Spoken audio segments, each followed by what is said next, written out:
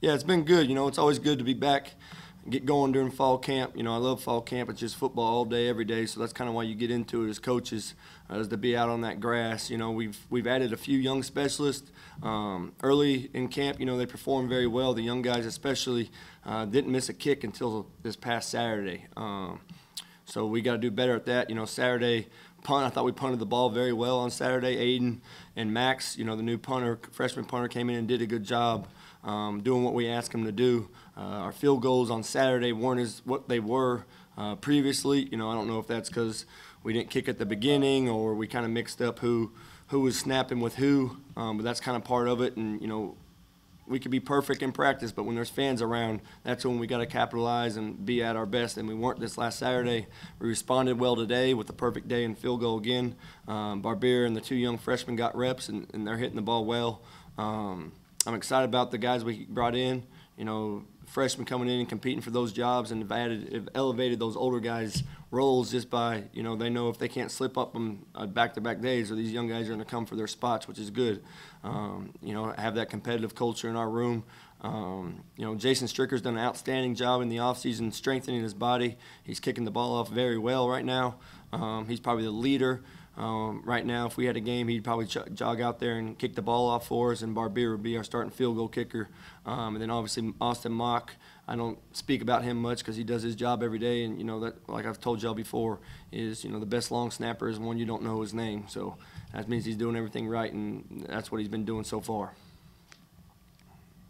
Great stuff. I got one, and then we'll take some questions here from the media. But having Demario Douglas back there, I mean, what kind of a threat is he in the return game this year? Yeah, he's as dynamic as I've ever been around, especially in the punt return game. He's very elusive. He can make guys miss in the phone booth every day. You see it do it at practice. He's very good. He's comfortable back there catching balls. So I look forward to changing some things up scheme-wise to help create more big plays. I mean, last year, we started very explosive and kind of faded it off. So we got to do better. I got to do a better job coaching those guys and be able to let him create on his own. But I feel comfortable with a lot of guys back there, to be honest with you. Him, Stubbs, Shadro. Obviously, now we have D-Lo back there as well, and the kickoff return, punt return, game plan stuff. So we've got multiple guys. It's a good problem to have. Usually as a special teams coordinator, you could have the best scheme in the world, but if you don't have a returner, you're probably not going to be very good.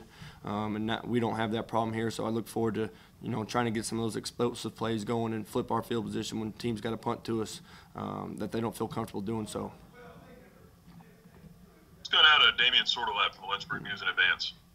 Hey, Tanner, we saw Shadro Lewis as a freshman in 2019 had some explosiveness on those kickoff returns, and last year teams really didn't give him much of an opportunity to return those. Are you going to try to be able to find ways to get him more opportunities there in kickoff returns, and how explosive has he looked with now a second full summer with working with Dom? Yeah, he's a dynamic player, and we've got to do a better job. I think our depth as a team is going to help us a bunch on special teams. Last year, no disrespect to some of the guys we had, but we played a lot of first-year players and walk-ons on special teams last year. So when we played those Power 5 teams, we've got to do a better job of making those blocks or hanging on. They were a little bit much for us last year, and I got to come up with a better scheme to get Shadro going. But to answer your question, a lot of teams didn't kick it deep to us last year, which is a compliment to us. And if they don't kick it deep to us, we got to have a better plan. I got to come up with a better plan to either get the ball in his hands, or if they kick it to the opposite guy, be able to trust him to go make a big play for us too. And especially with a guy like D-Lo coming over and Skylar Thomas. Those are also returners who could be off returners, and if they kick the ball to them, we feel comfortable calling the return that's called and rolling with it. But not many teams in the country have.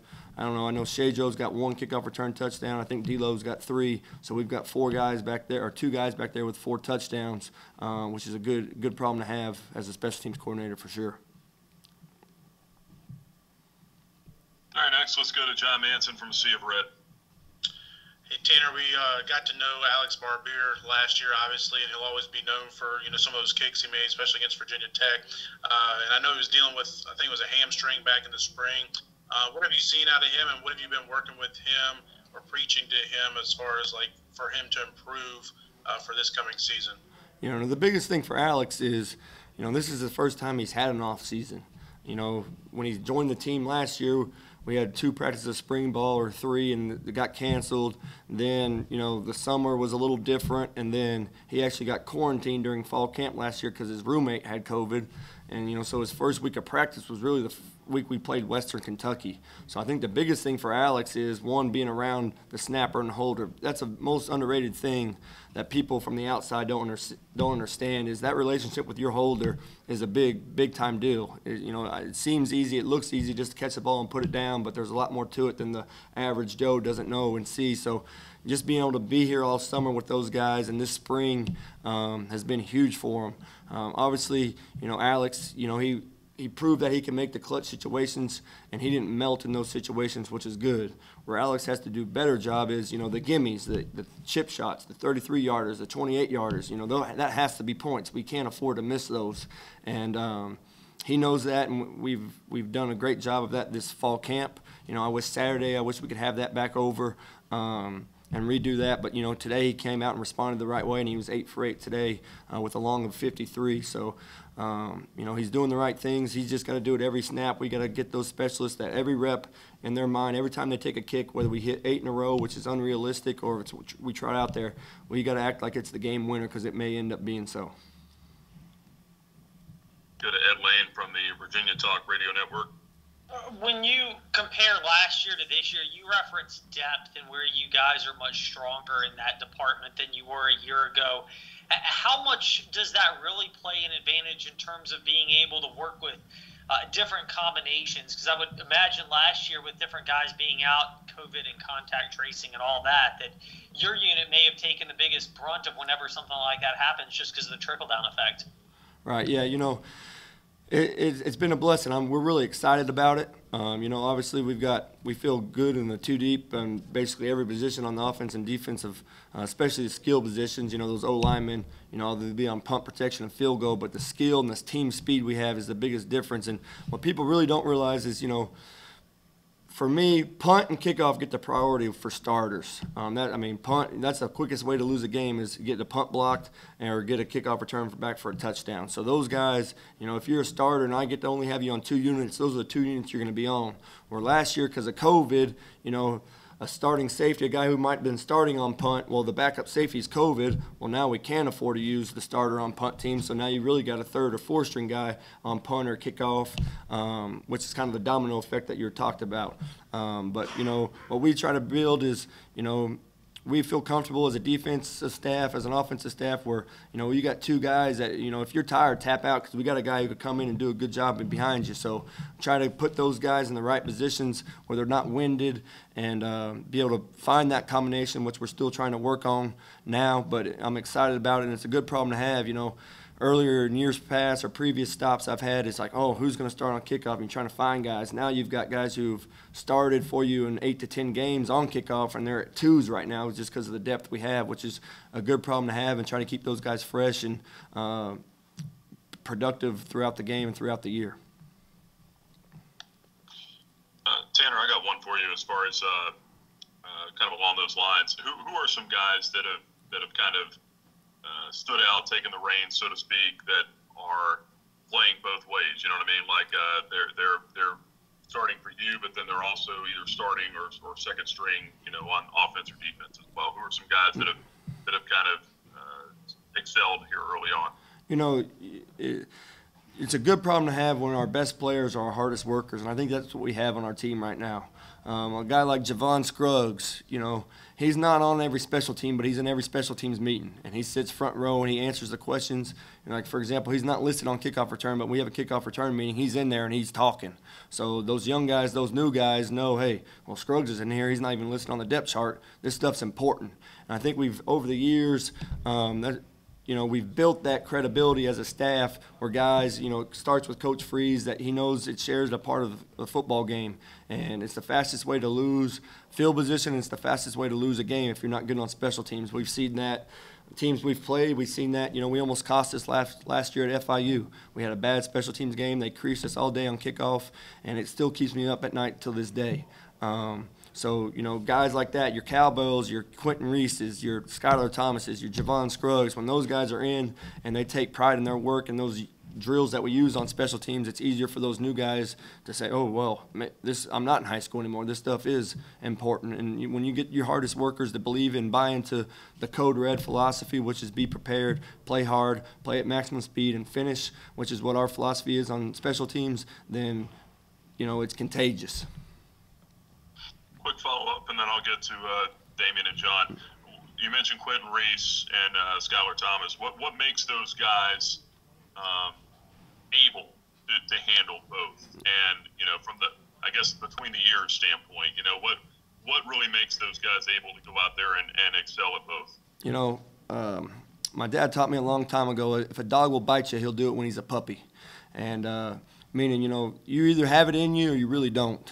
And Quentin Reese, you know, if you watch him out here in summer workouts, he was going to finish the first or second in every rep he took. Scruggs is going to give it his all. You know, those type of guys, you know, Skylar Thomas is a guy who's played a lot of football before here. So, you know, he knows what to spell. He's been a Power 5 player. So those guys, you know, the work ethic that they've established with Coach Dom over the summer has carried over into fall camp. And, you know, mostly time DBs, especially when you're going against an up-tempo practice every day, you're going to have to run all day. You know, we're going to take shots as an offense, so you've got to be conditioned to do so. And when those guys are competing, and obviously you got to have a big football IQ, and Q comes from a good high school program down in Georgia. Skylar Thomas, like I said, has played a lot of football, so, you know, those guys understand it. You know, usually your veteran players have played a lot of football, so they know the importance of those things. All right, next we'll go to Damian Sordelet, and then we'll get to John after that, and we'll see if we have any more time. Tanner, you've mentioned Skylar Thomas quite a bit, and you added some responsibilities this past spring being the outside linebackers coach, the nickel, strong safety position, and we've seen Skylar there a bit. We've seen Juwan Treadwell there a bit. How are those two looking at that position in terms of you know, the flexibility that they have in terms of their speed? Scott Simon's called Skylar Thomas arguably the fastest player on defense, and those two being so flexible with what they can do in the run and then also in pass coverage. Yeah, you know, that spot, you know, first and foremost, I'm excited about being able to help the defense out a little bit. You know, last year I would coach my 15 minutes and then kind of float around and say a thing or two or not, but I appreciate Coach Simon's trusting in me and having to be able to have my own meeting room with those guys. It's been a lot of fun, and it also keeps me away from them kickers a little bit, which is good too. But you know, Skylar and Tread, you know, they're different in their build and their stature, but you know what they do. At that position, you got to be able to do a lot. You got to be able to play man-to-man coverage. You've got to be able to play your zone. You got to be able to blitz, and you got to be able to fold and play a box. So you're kind of a hybrid position, and if you're not willing and tackler at that spot, you probably won't play very long. So we're excited about, you know, a handful of guys. A guy like Chance Smith and Darko have also done a great job. Walk-ons who are making a name for themselves, making plays. You know, Chance Smith, I think, played the best in my room on Saturday just as far as his effort goes. So guys flying around, but, you know, you got to be flexible. And, you know, there's some things that probably Tread's better at than Skylar is, and there's probably things that Skylar's better at than Tread. But, you know, Tread played a lot of downs for us last year, and he's going to have a role in this team as well as Skylar. And, you know, we've talked about moving some guys around to be flexible at that position. You know, Q came in last year, especially in the bowl game, and played some of that strong safety position, made 3 big plays in overtime, 3 straight batted down balls. So the position flexibility definitely helps in that aspect, but you got to be a tough dude to play that spot, and you got to be able to put your face in there or you're going to get exposed quick.